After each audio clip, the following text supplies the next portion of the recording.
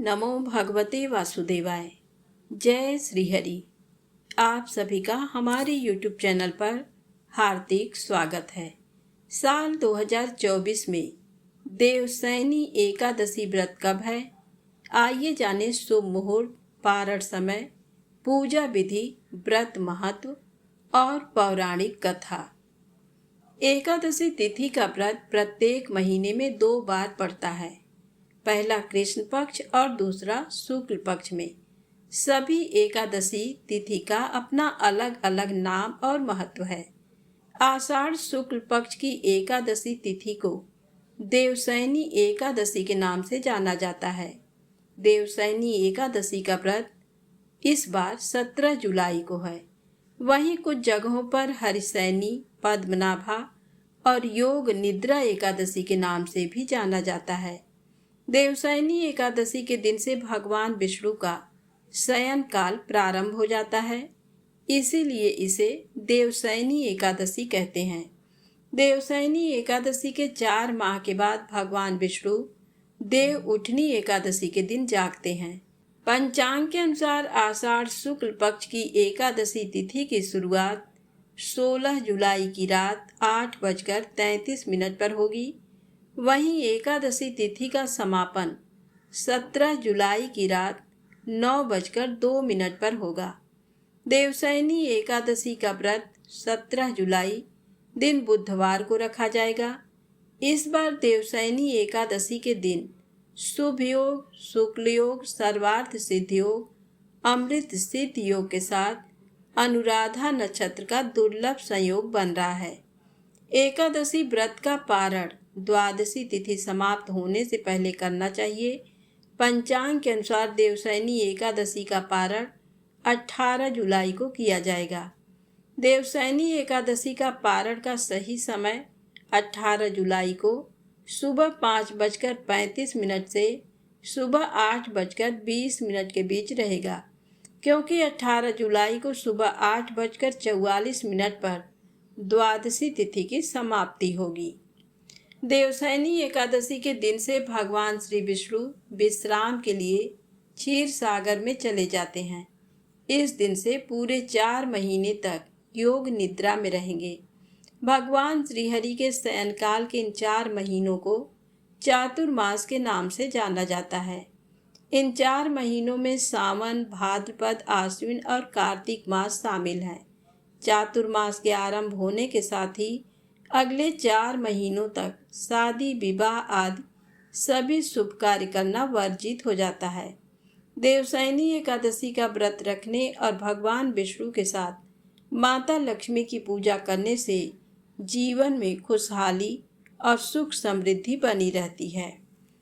अब आइए जानें देवसैनी एकादशी व्रत की पूजा विधि और पौराणिक कथा।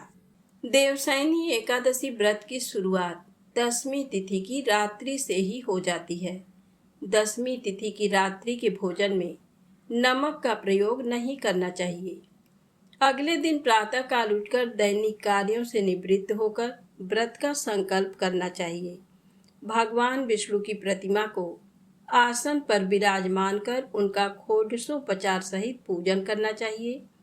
पंचामृत से स्नान करवाकर उसके बाद भगवान की धूप, दीप, पुष्प आदि से पूजा करनी चाहिए। भगवान को समस्त पूजन सामग्री, फल, फूल, मेवे तथा मिठाई अर्पित करने के बाद विष्णु मंत्र द्वारा स्तुति की जानी चाहिए। इसके अतिरिक्त शास्त्रों में व्रत के जो सामान्य नियम बताए गए हैं, उनका कठोरता से पालन करना चाहिए। अब आइए जानें देवसैनी एकादशी की पौराणिक कथा। धर्मराज युधिष्ठिर ने कहा, हे केशव, आषाढ़ शुक्ल एकादशी का क्या नाम है? इस व्रत के करने की विधि क्या है और किस देवता का पूजन किया जाता है? तब श्री कृष्ण कहने लगे कि हे युधिष्ठिर, जिस कथा को ब्रह्मा जी ने नारद जी से कहा था, वही मैं तुमसे कहता हूँ। एक समय नारद जी ने ब्रह्मा जी से यही प्रश्न किया था। तब ब्रह्मा जी ने उत्तर दिया कि हे नारद, तुमने कलयुगी जीवों के उद्धार के लिए बहुत उत्तम प्रश्न किया है, क्योंकि देवसैनी एकादशी का व्रत सब व्रतों में उत्तम है।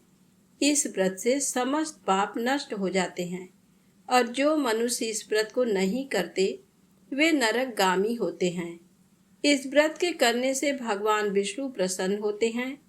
इस एकादशी का नाम पद्मा है। इसे देवशयनी एकादशी, विष्णु शयनी एकादशी, आषाढ़ी एकादशी और हरिशयनी एकादशी के नाम से भी जाना जाता है। अब मैं तुमसे एक पौराणिक कथा कहता हूँ, तुम मन लगाकर सुनो।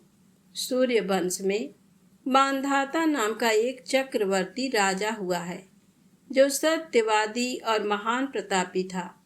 वह अपनी प्रजा का पुत्र की भांति पालन किया करता था। उसकी सारी प्रजा धन धान्य से भरपूर और सुखी थी। उसके राज्य में कभी अकाल नहीं पड़ता था। एक समय उस राजा के राज्य में 3 वर्ष तक वर्षा नहीं हुई और अकाल पड़ गया। प्रजा अन्न की कमी के कारण अत्यंत दुखी हो गई। अन्न के न होने से राज्य में यज्ञ आदि बंद हो गए। एक दिन प्रजा राजा के पास जाकर कहने लगी कि हे राजा, सारी प्रजा त्राहि त्राहि पुकार रही है क्योंकि समस्त विश्व की सृष्टि का कारण वर्षा है। वर्षा के अभाव से अकाल पड़ गया है और अकाल से प्रजा मर रही है। इसलिए हे राजन, कोई ऐसा उपाय बताओ जिससे प्रजा का कष्ट दूर हो। राजा मानधाता कहने लगे कि आप लोग ठीक कह रहे हैं। वर्षा से ही अन्न उत्पन्न होता है और आप लोग वर्षा न होने से अत्यंत दुखी हो गए हैं। मैं आप लोगों के दुखों को समझता हूँ। ऐसा कहकर राजा कुछ सेना साथ लेकर वन की तरफ चल दिया। वह अनेक ऋषियों के आश्रम में भ्रमण करता हुआ अंत में ब्रह्मा जी के पुत्र अंगिरा ऋषि के आश्रम में पहुंचा। वहां राजा ने घोड़े से उतरकर अंगिरा ऋषि को प्रणाम किया। मुनि ने राजा को आशीर्वाद देकर कुशल क्षेम के पश्चात उनसे आश्रम में आने का कारण पूछा। राजा ने हाथ जोड़कर विनीत भाव से कहा कि हे भगवान, सब प्रकार से धर्म पालन करने पर भी मेरे राज्य में अकाल पड़ गया है। इससे प्रजा अत्यंत दुखी है। राजा के पापों के प्रभाव से ही प्रजा को कष्ट होता है, ऐसा शास्त्रों में कहा है।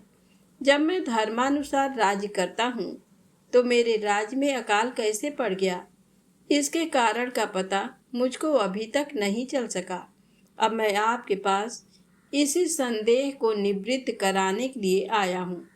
कृपा करके मेरे इस संदेह को दूर कीजिए। साथ ही प्रजा के कष्ट को दूर करने का कोई उपाय बताइए। इतनी बात सुनकर ऋषि कहने लगे कि हे राजन, ये सतयुग सब युगों में उत्तम है। इसमें धर्म का चारों चरण सम्मिलित है, अर्थात इस युग में धर्म की सबसे अधिक उन्नति है। लोग ब्रह्म की उपासना करते हैं और केवल ब्राह्मणों को ही वेद पढ़ने का अधिकार है। ब्राह्मण ही तपस्या करने का अधिकार रख सकते हैं, परंतु आपके राज्य में एक शूद्र तपस्या कर रहा है। इसी दोष के कारण आपके राज्य में वर्षा नहीं हो रही है। इसलिए यदि आप प्रजा का भला चाहते हो तो उस शूद्र का वध कर दो। इस पर राजा कहने लगा कि महाराज, मैं उस निरपराध तपस्या करने वाले शूद्र को किस तरह मार सकता हूँ? आप इस दोष से छूटने का कोई दूसरा उपाय बताइए। तब ऋषि कहने लगे कि हे राजन, यदि तुम अन्य उपाय जानना चाहते हो तो सुनो। आषाढ़ मास के शुक्ल पक्ष की पद्मा नाम की एकादशी का विधि पूर्वक व्रत करो। व्रत के प्रभाव से तुम्हारे राज्य में वर्षा होगी और प्रजा सुख प्राप्त करेगी, क्योंकि इस एकादशी का व्रत सब सिद्धियों को देने वाला है और समस्त उपद्रवों को नाश करने वाला है। इस एकादशी का व्रत तुम प्रजा, सेवक तथा मंत्रियों सहित करो। मुनि के इस वचन को सुनकर राजा अपने नगर को वापस आया और उसने विधि पूर्वक पद्मा एकादशी का व्रत किया। उस व्रत के प्रभाव से वर्षा हुई और प्रजा को सुख पहुंचा। अतः इस मास की एकादशी का व्रत सभी मनुष्यों को करना चाहिए। ये व्रत इस लोक में भोग और परलोक में मुक्ति को देने वाला है। इस कथा को पढ़ने और सुनने से मनुष्य के समस्त पाप नाश को प्राप्त हो जाते हैं। जो लोग देवशयनी एकादशी का व्रत रखते हैं उन्हें प्रातः काल उठकर स्नान करना चाहिए। पूजा स्थल को साफ करने के बाद भगवान विष्णु की प्रतिमा को आसन पर विराजमान करके भगवान का षोडशोपचार पूजन करना चाहिए। भगवान विष्णु को पीले वस्त्र, पीले फूल, पीला चंदन चढ़ाएं।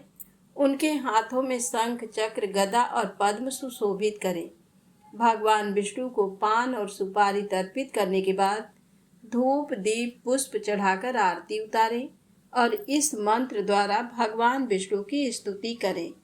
मंत्र है: सुप्ते त्वयि जगन्नाथ जगत् सुप्तम भवेदिदं, विबुद्धे त्वयि बुद्धम च जगत् सर्व चराचरम। अर्थात, हे जगन्नाथ जी, आपके निद्रित हो जाने पर संपूर्ण विश्व निद्रित हो जाता है और आपके जाग जाने पर संपूर्ण विश्व तथा चराचर भी जागृत हो जाते हैं। इस प्रकार भगवान विष्णु का पूजन करने के बाद ब्राह्मणों को भोजन कराकर स्वयं भोजन या फलाहार ग्रहण करें। देवशयनी एकादशी पर रात्रि में भगवान विष्णु का भजन व स्तुति करना चाहिए और स्वयं के सोने से पहले भगवान को शयन कराना चाहिए। तो प्रेम से बोलें राधे राधे, जय श्री कृष्णा।